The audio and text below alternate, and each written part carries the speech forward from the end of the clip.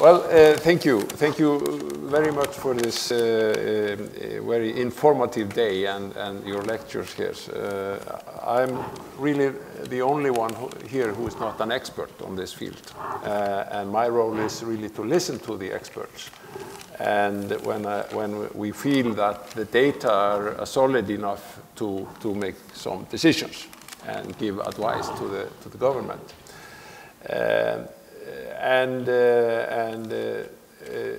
The Icelandic perspective in this business has been really well formulated by the minister in the opening of this day, because he was describing the Icelandic situation, and we can see that Iceland has been, as you said, and has been said several times, very good results in diminishing smoking in this country, and we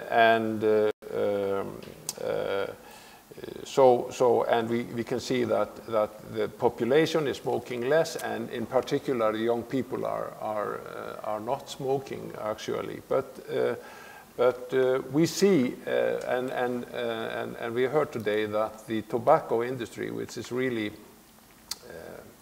there's no reason to trust the tobacco industry, really, if you look at the history. Then they are continuously trying to increase the use of tobacco, and that's their aim and that's their purpose. And they are doing it under the cover that they are diminishing harm and so on. And they are constantly finding some new ways, and we are faced with these challenges today, and that's why I'm really happy to hear you with all your data, and when I look at the scientific publications, you see that most of them are less than 5 years of age, and most of them actually the last 2 years. So we really have no data. So what I'm worried about is that the young people, what are they doing? How are they reacting? And considering the lack of data, I think there is all the reason to be very cautious about this and not taking any giant steps and reaching to conclusions at this moment. So I'm, as a Surgeon General or Chief Medical Officer, whatever it's called in English, relatively happy with the governmental policy as treating tobacco as tobacco and nicotine as nicotine. Nicotine is being used to really enter the market. It's a highly addictive product, and there's reason to be afraid of this substance, really, what it will accomplish. So I think my and the Office of Directorate of Health is really supporting the governmental policy of taking a cautious step and not doing anything stupid in this area. So that's about my. Very good. Dr. Fischinger, would you respond to that? Would you respond to what he said about sort of this approach to policy making? I think it's. Is it on? Can you hear me? I think it sounds very clever. Thank you. I think that we know what works in tobacco control. And it has been proven, we have the FCTC, the Framework Convention on Tobacco Control, and high price is one of the ways to do it, and regulation of the tobacco industry. It is hard work, but it works. And the tobacco industry is presenting us for a quick fix. They can solve something very fast. They say smokers don't want to quit, but now here is the new magic product. If they switch, they will have much less harm, etc. But, well, if there is one lesson we have in public health, it is that there is no magic quick fix. It is hard work to continue the good work that you as role models and Sweden and New Zealand and other countries have been doing with tobacco control. Use the instruments we have, increase the prices, reduce the ability of young people to buy it, etc., etc. So we should really, really be careful. And I think with these new products, we don't need them. We didn't need them. We have been talking about before, for example, e-cigarettes came, that if cigarettes were introduced, they would not be illegal. If they came today and we were told that they were so harmful, they would not be illegal. They are just there, they are legal because they have been there for decades historically. But now these new products, they come and they say, well, if tobacco is legal, then this, of course, should also be legal because it is less harmful. But that is a strange logic because they are much more harmful than breathing clean air. And everything is very, very little harmful compared with tobacco. That is the most deadly product we have on the market. So you have to, like, eat rat poison or something like that if you want to do something more harmful than that. So, of course, they seem less harmful, but I think we should be very cautious in using them. Very good. Well, I think we will now open up to the audience for questions and comments. Guðmundur? I have two questions for Jonas. Thank you very much for. Thank you. We see a lot of difference between the first that came in 2001 or 3. There's a lot of difference between the. Can you explain it? Because after you have taken away the state's money, you got under 19.6 billion in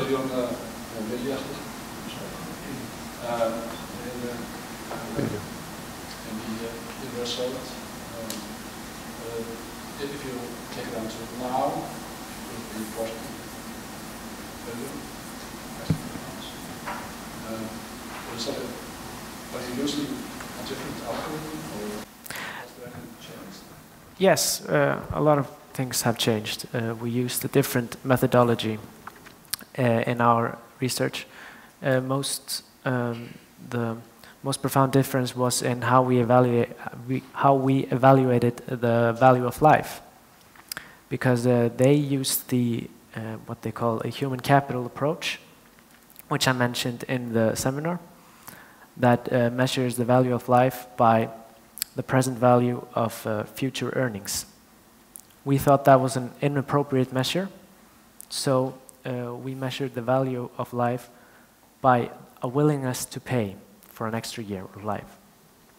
That accounts for a lot of the difference, but still, you see that, how much did you say it was? About 40 billion? Yes. If you account for the inflation? Yeah, inflation, yes. Yes, you see that it's still within our boundaries. We just introduced a minimum of 17 and a maximum of, a really broad set of boundaries, but we cannot determine where the actual cost is because we don't know how informed the consumers are. So we take it from 80 to 80. Yeah. So, yes. One question, another question. I don't know whether anyone has made notes or so exactly. You said in the start you didn't evaluate the damage that was caused or the cost of the society for vaping and snus. Have you any explanation for that? Did you find anything? Or? No, actually we didn't find anything because we just agreed right from the start. Good news. Yes, good news. Because right from the start it's so hard to draw conclusions about the harmfulness of e-cigarettes or of snus because there isn't as much extensive research on it. Thank you very much. I'm Carl Anderson. I'm a cardiologist. And I would like to ask the panel of your opinion because we are very proud of being entering the endgame of tobacco consumption in this country. We visualize that it will be a smoke-free nation within the next maybe 10 or 20 years. So what do you consider the key elements or key methods to address in order to become a smoke-free island by 20, 30 years?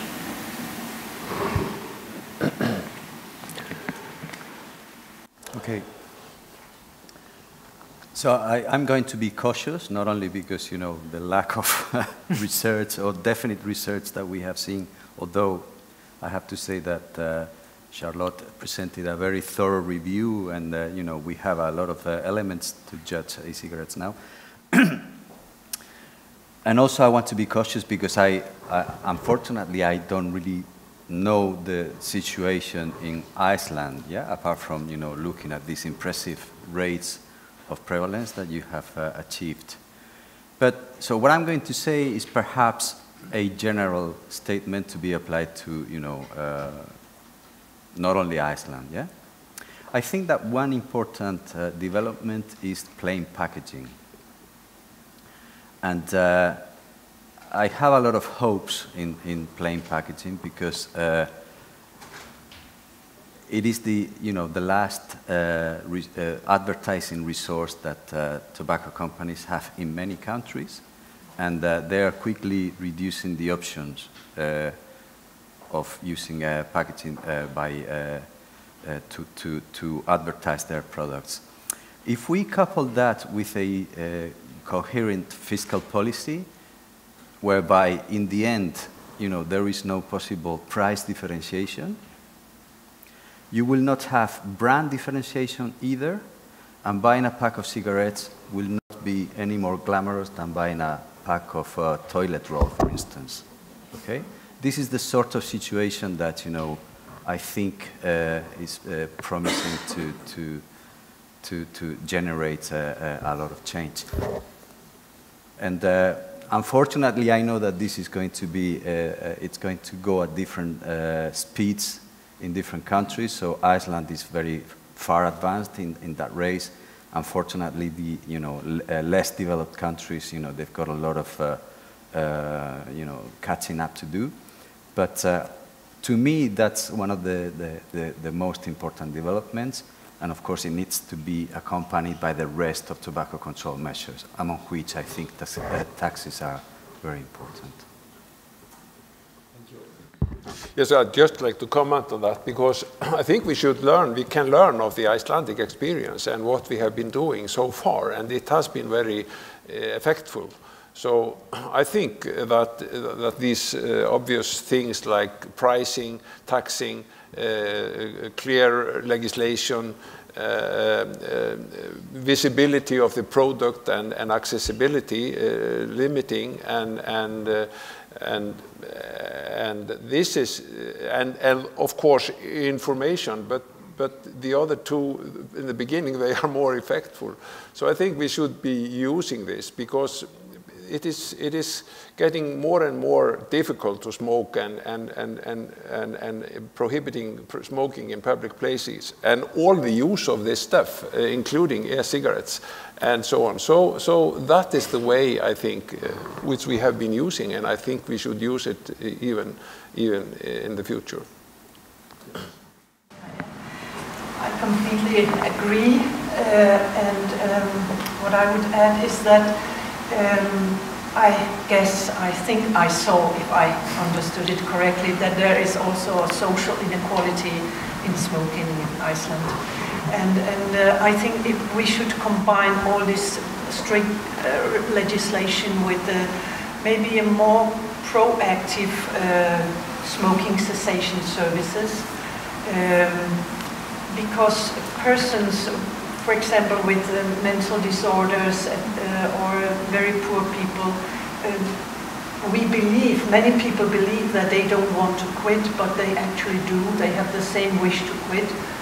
I think it's about 3 out of 4 most places who have a wish to quit, but they do not succeed. They try, they do not succeed. So we have to go out, reach them, be there, and help them with free nicotine product, free counseling and repeated counseling. And I think there are many of them who would say yes to an offer. But new ways, new smoking cessation services that are more proactive. So question to Jared. You stated many times in the presentation that the tobacco industry is getting a grip on the vaping. I'm interested in knowing in your information where you're getting it from, how much percent of the market the tobacco industry is in hold of the vaping. And also, you talk about the explosions. Did you check which kind of mods or devices that were exploding and why? Or it was the devices or actually the batteries or whatever? I don't remember the percentage, but I know that the tobacco industry owns the majority of the e-cigarette market. Do you know how many companies there are? I think all of the major tobacco companies, they have their own. Do we know how many vape products and brands there are? How many brands they have? Yeah, how many? I know that when we look manufacturers? at the market, how much that has been sold, how many e-cigarettes there are sold, that most of them are sold brands from major tobacco companies. That is what I have read. It is not, I'm not an economist, that is not a topic I'm very... That is what I have read. I have read that. And what was the second question that was about? About the explosions of devices. About the explosions. The only thing I know that it was with the high voltage devices, but I don't know more about that. I have not digged into especially which kind of brands or... what types of mods? No. Devices. So you would not say that you did your research or that? Fylgja hérna svolítið venjulegum hefðbundnum kurteisum fundar.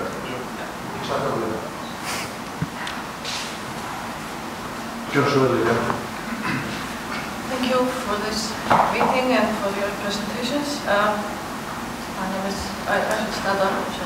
My name is Lilja Jónsdóttir. I've been working in tobacco control in Iceland for many years. I'm a doctor, now working at the health clinic.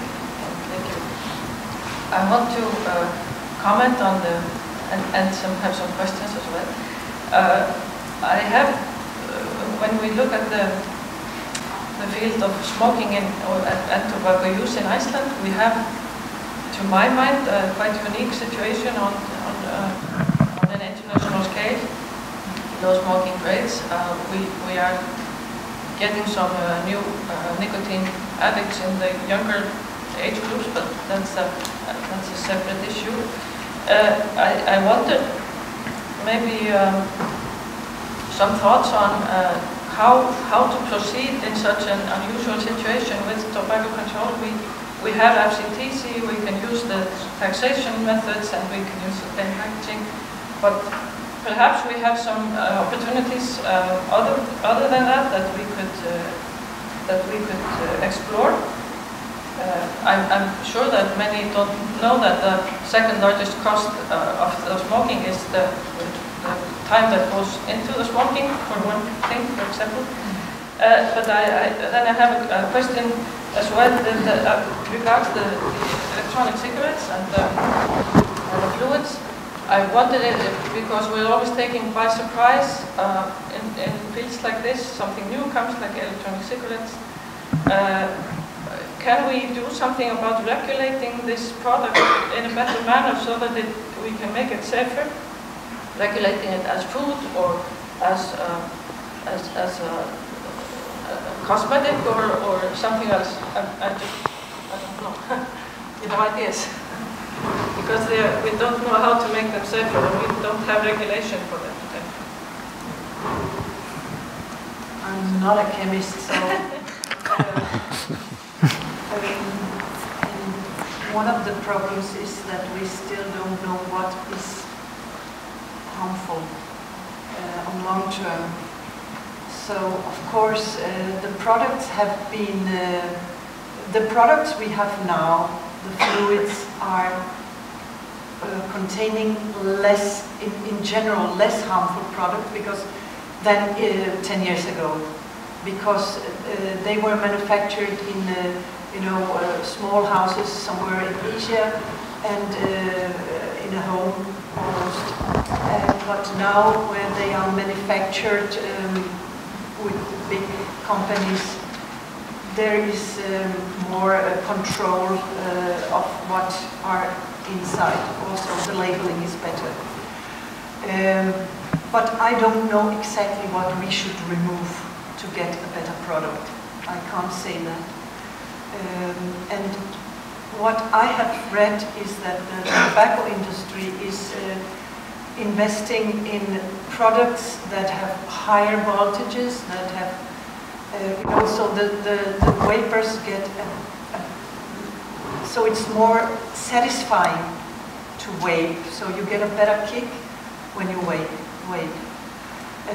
And I think that in many situations the problem is that when you heat to very high degrees, some new compounds are developed that are harmful. So even though we don't put, for example, chocolate doesn't seem very harmful, when we heat chocolate to 200 degrees, then new compounds are developed. That is a problem.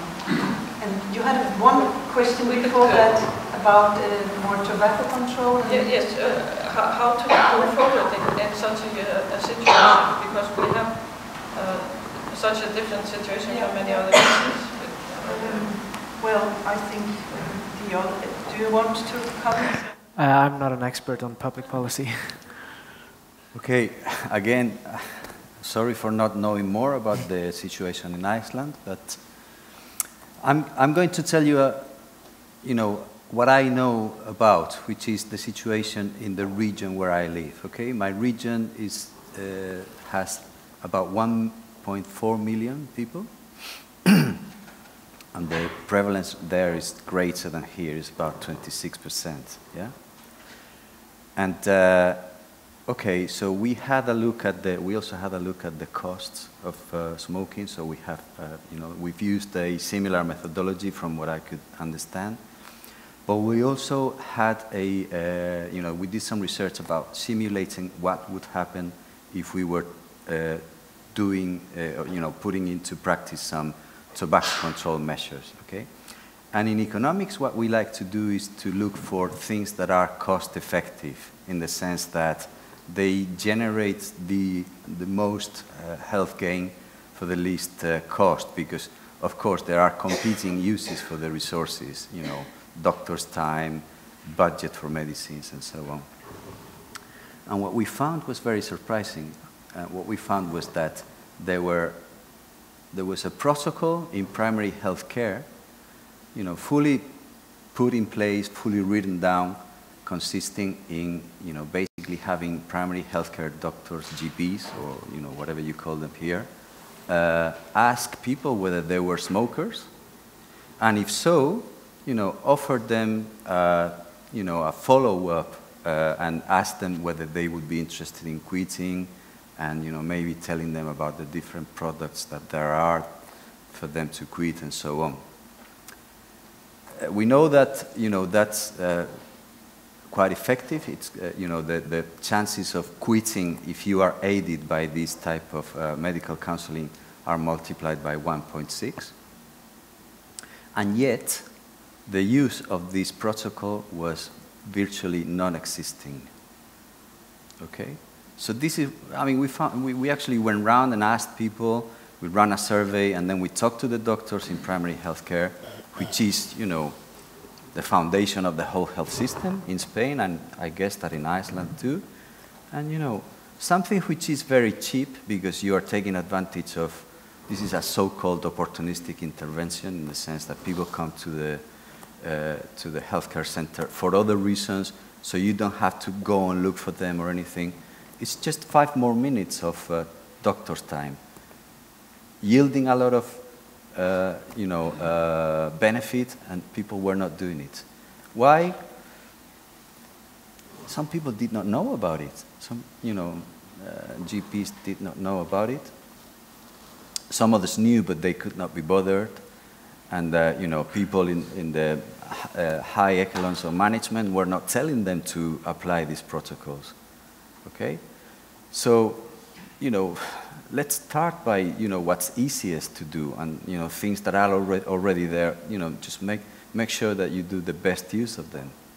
And the same goes for pediatrics consultancies, yeah? In Spain, pediatricians are also at the primary healthcare level, not only at the hospitals. So whenever a family turns up repeatedly because their kids have got bronchiolitis and, that's coughing all night and so on, the first thing they should ask them is, are you smokers? Do you subject your kids to passive smoking? If so, just quit immediately, or, at least try to smoke outside. And, take advantage of the situation, take advantage of the fact that the kids are getting sick because of parents smoking to, send a message home and have them at least try to quit. So I guess that, that's easy and simple and very cheap as well. Okay, thank you. Sigurður Björnsson. My name is Sigurður Björnsson. I'm a medical oncologist. I'd like to thank the speakers and the organizers for this meeting for a very good day. I enjoyed listening to you, the proficiency about the pros and cons of this new method of quitting tobacco. The reason why we got so far in Iceland is that it's been a well-organized effort for decades, starting with people going to primary schools, educating the children after schools. There's been a ban on advertising of tobacco in Iceland for decades, as long as I can remember, long before any other country was doing this after 71. And we have been concerned about the Time and Newsweek and all these foreign magazines coming into the country where we're not allowed to have our own advertising. But as far as I think the issue of the day for us now is not so much about tobacco. We're on the right path, and we're probably in a position of telling others how to do it rather than seeking too much advice from elsewhere. I think these are amazing figures about the increased smoking among young children and adolescents, and the way all is changing. In Jonas's talk, he was talking about the economics, and it's long been known that the cost to society of tobacco-related diseases is far more than the benefits or the income from the import taxes, because that's a short-term aspect that politicians like to look at. We import tobacco and we gain a lot of import tariffs, and the budget of the government gets big and fat. But they don't realize that they are spending a lot more, many times more, on the consequences of smoking. And I think that's Jonas came through in his talk from a little different manner. But what you said about the e-cigarettes was much of it was very new to me. I didn't realize that people who were trying to stop smoking, they start taking e-cigarettes in addition to tobacco, and they end up smoking both. And your point that thank God it's less poisonous than tobacco, because tobacco is one of the worst things that you can do to yourself. So anything is better than that. So that's not an argument for me. And I know about people who've been exposed to being next to somebody who smoking is, and they say it's awful. I've never personally experienced it, and I hope I never will. this is not such a common thing in this country that you can still live here and not be true to it. But my main concern is we should not let this in here. We should probably decide to use similar methods as we did with tobacco, prohibit advertising. This is getting a lot of exposure. There are positive reviews in the newspapers. And even some of our colleagues are coming out and saying this is a nice way to stop with smoking. I don't agree with that. I think we should be firm, and on the level of the government, on the health authorities, I'm willing to support any effort that they come forth with. Thank you. Before giving an opportunity to respond to that, we have the last question. I have a question for Rüdiger, or what he wanted to call himself, chief or whatever. Just a comment on Sigurður's comment. Skip that. You talked about nicotine. I talk about nicotine as nicotine, yeah. Of cigarettes. I agree with that too. But it sounded like you were gonna include the patches, the chewing gum, nicotine, the helping medicines as vaping. Was I mistaken? Yes. It's not the same thing. I hope you agree with me. It's not the same thing, nicotine in cigarettes as in the smoke or as in smoke less. No, I'm a doctor, so I know that nicotine chewing gum, and it's used to help people quit smoking. So I have no problems with that. But what I was driving at is that the industry is using nicotine as a sort of entering the market, and it's highly, as I said, highly addictive, and that you know too. So that's my concern about this issue, that once you have become addicted to nicotine, then you never know in the long term what will happen. That's my concern. So the FDA, even after 5 years of research, decided on allowing it without limit and down to 12 years old. But let's take another time. I'm sorry, I don't want to spoil the party too much. I have one.